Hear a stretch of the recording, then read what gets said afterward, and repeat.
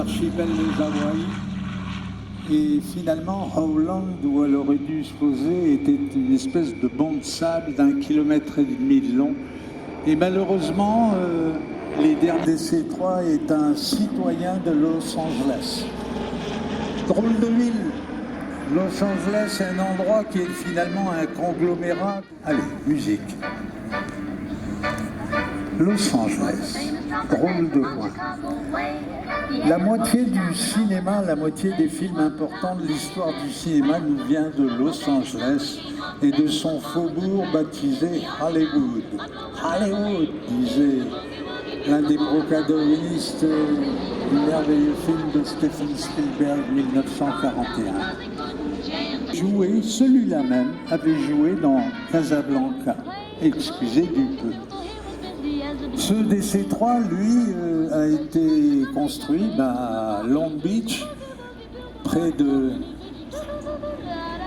Santa Monica, et il a le Chaleur, compagnie française régionale.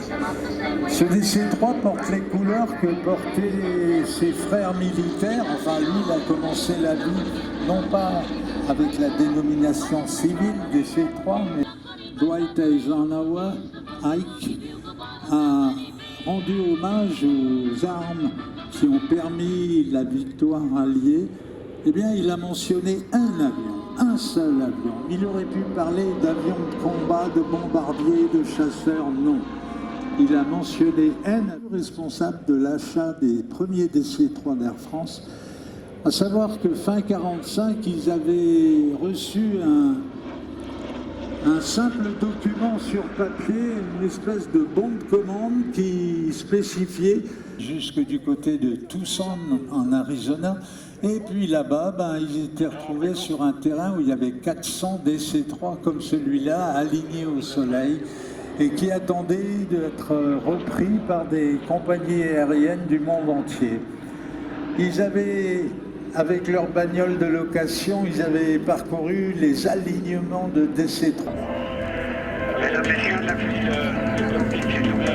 DC-3, nous saluons et surtout nous avons un vol qui est marqué par une certaine émotion. Cet avion qui vole depuis plus de 75 ans a volé notamment dans la Royal Air Force et dans la Royal Canadian Air Force.